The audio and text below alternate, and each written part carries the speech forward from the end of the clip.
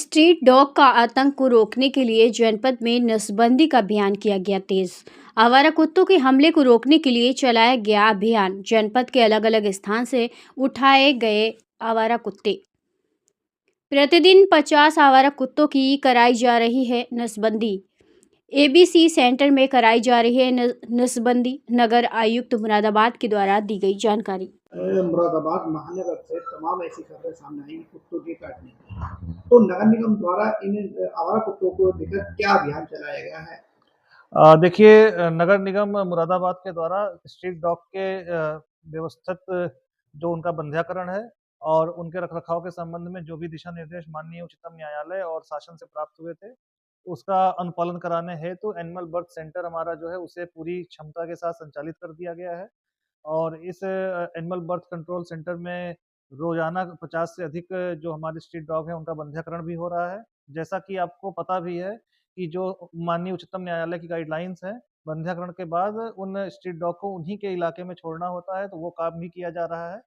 साथ ही जो उच्चतम न्यायालय की एक गाइडलाइन आई थी और जिससे शासन से भी हमें निर्देश मिले थे, स्ट्रीट डॉग के फीडिंग सेंटर बनाने के संबंध में नगर निगम ने अपनी कार्रवाई बहुत ही सुचारू रूप से प्रारंभ भी कर दी है और शहर भर में 4 जगहों पर व्यवस्थित रूप से फीडिंग सेंटर बना दिए गए हैं। इस संबंध में जनता को जागरूक भी किया जा रहा है, अपील भी कराई जा रही है, साथ ही चेतावनी भी जारी की जा रही है कि स्ट्रीट डॉग को जो लोग भोजन इत्यादि देते हैं, वो इन्हीं फीडिंग सेंटर के पर ही आकर दें। इधर-उधर देने से ये अव्यवस्था फैलती है और आपस में ही फिर नागरिकों के बीच विवाद की स्थिति भी उत्पन्न होती है, जिससे लॉ एंड ऑर्डर भी खराब होता है। ये देखा गया है, इसीलिए नगर निगम ने प्रोएक्टिव होकर 4 फीडिंग सेंटर पूरे शहर भर में बनाए हैं।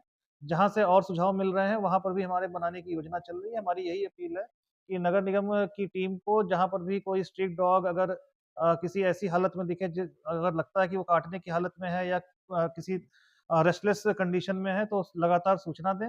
हमारी टीम लगातार पहुँचती भी है, हम उनका बंध्याकरण भी कर रहे हैं, उनको सारे इंजेक्शन भी लगाए जा रहे हैं, साथ ही फीडिंग सेंटर पर ही अपने स्ट्रीट डॉग्स को खाना खिलाएँ, ताकि जो माननीय उच्चतम न्यायालय की गाइडलाइन है, उसका पालन कराया जा सके। मैम, सबसे पहले आपका नाम जानना चाहेंगे?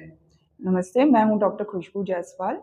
मैं यहाँ नगर निगम मुरादाबाद के हॉस्पिटल में वर्क कर रही हूँ एज ए वेटनरी सर्जन।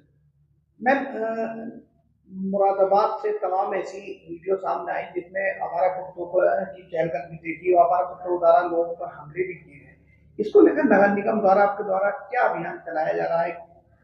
नगर निगम द्वारा हम एनिमल बर्थ कंट्रोल प्रोग्राम चला रहे हैं, जिसमें हम जिस भी एरिया से डॉग्स का हमें कंप्लेन आता है, हम वहाँ से डॉग की कैचिंग कराते हैं और उसे हम अपने हॉस्पिटल में लेके आते हैं, जिसे कि हम 24 आवर ऑब्जर्वेशन में रखते हैं। आफ्टर डेट अगर वो सर्जरी करने के सारे टर्म्स फुलफिल करते हैं, देन हम उनकी सर्जरी करते हैं।